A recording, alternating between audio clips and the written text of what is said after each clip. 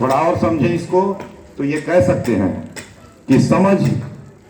के साथ पढ़ने और संख्यात्मक ज्ञान को अपने में उतार लेने यानी उसमें दक्ष हो जाने के लिए ये एक तरह से राष्ट्रीय पहल है। यानी पूरे देश में अब अगर हम लोग देखें तो निपुण भारत के अंतर्गत जो सबसे महत्वपूर्ण है वो है बुनियादी साक्षरता और उसके साथ संख्यात्मक ज्ञान। इसके लिए 8 वर्ष की आयु तक के बच्चों को लक्षित किया गया है। जैसा कि आप NEP 2020 का अगर आपने कहीं जो मुख्य बिंदु हैं उनको देखा होगा तो शुरू में ही जो 5 ईयर प्लान है जो 3 वर्ष से लेकर 8 वर्ष तक का है वो इस निपुण भारत अभियान का एक अंग है। इन बच्चों को निर्धारित अधिगम स्तर की संप्राप्ति के उद्देश्य से शिक्षा मंत्रालय भारत सरकार के द्वारा इसी वर्ष 5 जुलाई को यानी 5 जुलाई 2021 को इस कार्यक्रम का शुभारंभ किया गया। अब आते हैं अपने प्रदेश में। तो उत्तर प्रदेश में इस कार्यक्रम के अंतर्गत बाल विकास एवं पुष्टाहार विभाग तथा बेसिक शिक्षा विभाग इन दोनों के मध्य समन्वय स्थापित करते हुए राज्य स्तरीय स्टीयरिंग कमेटी के गठन के बाद गतिमान किया गया है। क्योंकि वह वर्ग 3 से 8 वर्ष है जिसमें 3 से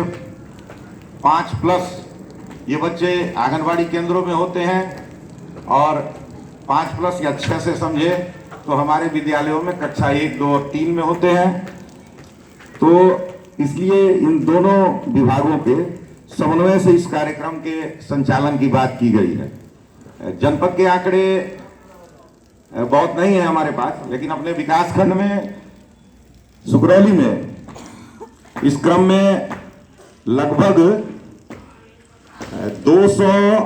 आंगनबाड़ी कार्यकर्त्रियों का प्रशिक्षण या तो हो चुका है या अभी वर्तमान समय में गतिमान भी है। हम लोग 150 का करा चुके हैं और 50 चल रहा है। आज रोका गया है, कल से फिर 2 दिन के अंदर ये प्रशिक्षण समाप्त हो जाएंगे। शिक्षा विभाग द्वारा ECC मैनुअल एक जारी है जो कि हमारा बेसिक शिक्षा विभाग इसको डेवलप किया है और उसी आधार पर ये आंगनबाड़ी कार्यकर्त्री बहनें जो हैं हमारी इनको प्रशिक्षित किया जा चुका है या किया जा रहा है। इसके साथ ही साथ कक्षा 1 के जो 9 प्रवेशी बच्चे हैं उनको औपचारिक शिक्षा से जोड़ने के लिए विद्यालय तैयारी मॉड्यूल के सहायता से या उसी की गाइडलाइन के अनुसार सभी कंपोजिट तथा प्राथमिक विद्यालयों के 120 शिक्षकों को प्रशिक्षित किया जा चुका है। जो भी प्रशिक्षण या कार्यक्रम हैं उनका मुख्य उद्देश्य 3 से 6 वर्ष के बच्चों को पूर्व प्राथमिक शिक्षा उपलब्ध कराते हुए निर्धारित दक्षताओं को प्राप्त कराना है। अतः विद्यालय और आंगनबाड़ी केंद्रों में पूर्व प्राथमिक शिक्षा हेतु अथवा ECCE जिसको हम लोग कहते हैं early childhood care and education centre के क्रियान्वयन को सुनिश्चित करने हेतु एक अनुश्रवण प्रणाली को विकसित किया गया है। यानी प्रशिक्षणों के बाद जब यह कार्यक्रम संचालित किए जा रहे हैं हमारे कार्य क्षेत्र में, आंगनबाड़ी सेंटरों में या हमारे विद्यालयों में, उसके लिए एक अनुश्रवण प्रणाली विकसित की गई है। इसी क्रम में प्रत्येक 2 माह में, चूंकि ये प्रशिक्षण हमारे हो चुके हैं अक्टूबर में या नवंबर के मध्य तक, तो प्रत्येक 2 माह में बाल विकास सेवा एवं पुष्टाहार विभाग तथा अपना बेसिक शिक्षा विभाग इनसे संबंधित प्रशिक्षुओं को एक साथ विकास खंड स्तर पर तैयारी के लिए बैठाना और फिर इस बैठक के माध्यम से पूर्व प्राथमिक शिक्षा के विभिन्न बिंदुओं को समीक्षा किया जाना, यही अनुश्रवण समिति जो इसकी बनी हुई है उसका मुख्य दायित्व है। और इसी के अनुसार आज ब्लॉक स्तरीय ECCE क्रियान्वयन कार्यशाला का आयोजन यहाँ किया गया है, जिसमें अभी हम सभी लोग प्रतिभाग कर रहे हैं। जैसे कि निपुण भारत अभियान की बात हो रही थी, बहुत महत्वपूर्ण बिंदु है जिसके तहत ये सारे कार्यक्रम चल रहे हैं। तो इसमें मैं आपको इंगित करना चाहूँगा, अभी हम लोगों ने बात की थी निपुण की, जिसमें national initiative for proficiency in reading with understanding and numeracy, जिसमें रीडिंग विद अंडरस्टैंडिंग यानी समझ के साथ पढ़ते हुए और न्यूमरेसी यानी प्रारंभिक गणना, इसको महत्वपूर्ण माना गया है। और इसी के लिए एक विशेष दक्षता राष्ट्रीय स्तर पर इस कार्यक्रम के माध्यम से दी जा रही है। जैसा कि हम लोग जानते हैं, इस योजना का शुभारंभ राष्ट्रीय शिक्षा नीति 2020 के सफलतापूर्वक क्रियान्वयन के लिए किया गया है और इसके माध्यम से आधारभूत साक्षरता और संख्यात्मक ज्ञान को छात्रों को प्रदान किया जाना है। निपुण योजना के माध्यम से ये तय किया गया है कि सत्र 2026-27 यानी पूरे 6 वर्ष का समय, 21-22 से 26-27 5 वर्ष का एक समय निर्धारित किया गया है कि इस दौरान प्रत्येक बच्चे को तीसरी कक्षा के अंत तक, यानी 2 साल अभी अगर हम ले रहे हैं तो प्री प्राइमरी और फिर 1, 2 और 3, तीसरी कक्षा जब वो पास करे तो उस समय तक पढ़ने लिखने एवं अंकगणित को सीखने की पूरी क्षमता उसके अंदर आ जाए, वो हम प्रदान कर सकें। हम जानते हैं कि वे सभी बच्चे जो कक्षा 3 तक बुनियादी साक्षरता एवं संख्यात्मक कौशल प्राप्त करने में सफल रहते हैं, उन्हें आगे आने वाली सभी कक्षाओं में सभी चुनौतियों का सामना करने में कभी कोई दिक्कत नहीं होती है, क्योंकि यही वो समय होता है जहाँ की वो किसी भी पाठ को ठीक से पढ़ने, समझने और अपने विचारों को प्रकट करने के हेतु पूरी तरह से तैयार हो जाता है और फिर कभी भी आगे उसे किसी भी स्ट्रीम में, किसी भी कक्षा में कहीं कोई दिक्कत नहीं होती है। इसी कारण ये बहुत ही आवश्यक हो जाता है कि हम बच्चे को प्रारंभिक साक्षरता और शुरुआती अंकीय दक्षताओं में निपुण कर सके। आधारभूत साक्षरता और संख्यात्मक या अंकीय जो कौशल है वो है क्या? अगर 2 मिनट इस पे चर्चा करेंगे तो मुख्य रूप से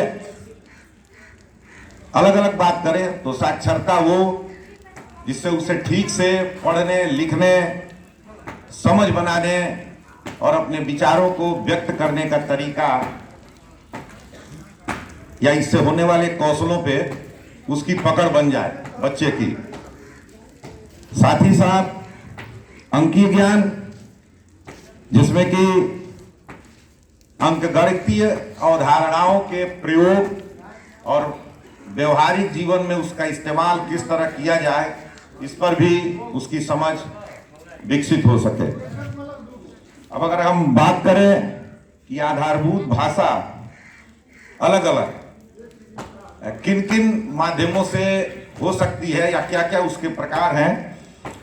तो मुख्य रूप से आधारभूत भाषा के लिए मौखिक भाषा का विकास, आप ये समझ लें कि एक सिलेबस है जिस पे आज हमारा पूरा कार्यक्रम फोकस रहेगा। जो हमारा ये कार्यशाला है 10 बजे से 4 बजे तक की, ये उसका ये एक सिलेबस है। बारी बारी से हमारे प्रशिक्षकगण आपको इन विभिन्न बिंदुओं पर आपके समक्ष चर्चा करेंगे। मैं बता रहा था कि मौखिक भाषा का विकास, इसके साथ ध्वनि जागरूकता, डिकोडिंग, शब्दावली जिसको हम वर्ड पावर कहते हैं, रीडिंग कंप्रिहेंशन, पठन प्रवाह और किसी भी प्रिंट के बारे में अवधारणा बना लेना। मतलब कोई पोस्टर है, कोई चित्र है, तो उसकी सभी बातों को समझ लेना अपने दिमाग में और साथ ही साथ उसको व्यक्त करना। इसके अतिरिक्त लेखन,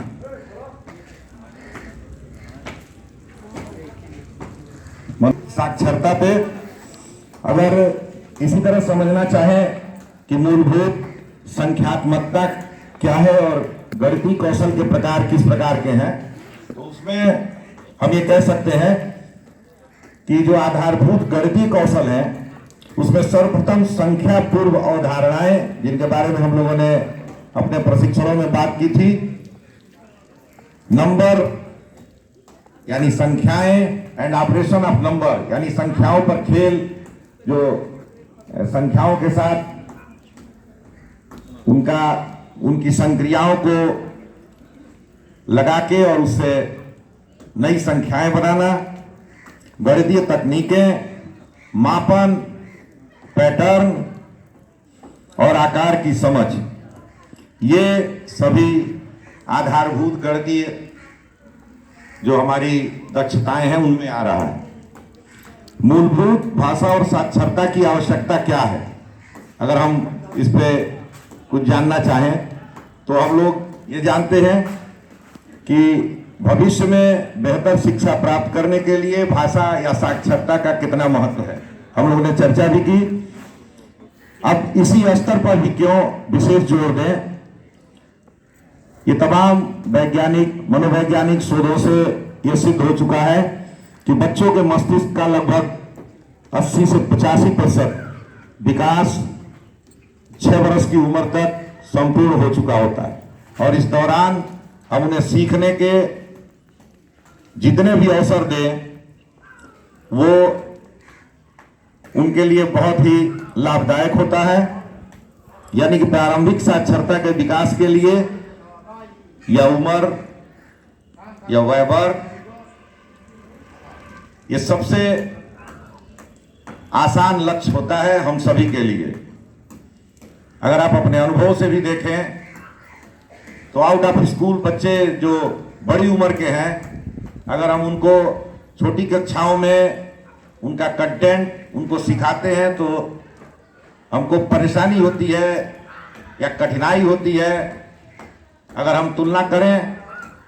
कि कक्षा 1 में जो 6 वर्ष का एक बच्चा आता है उसके साथ अगर तुलना करें, इसके साथ ही साथ हम ये भी जानते हैं कि भाषा केवल बोलने, सुनने, पढ़ने और लिखने से कहीं आगे बढ़कर भी है, जिसमें सोचने, समझने और अपने विचारों को प्रकट कर देने, ये सभी चीजें उसके अंतर्गत आती हैं।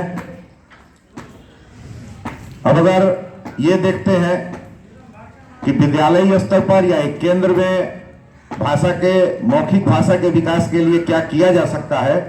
तो उसमें मुख्य रूप से प्रिंट के बारे में अवधारणाएं, लेखन, शब्दावली, जिनके बारे में हम लोगों ने चर्चा की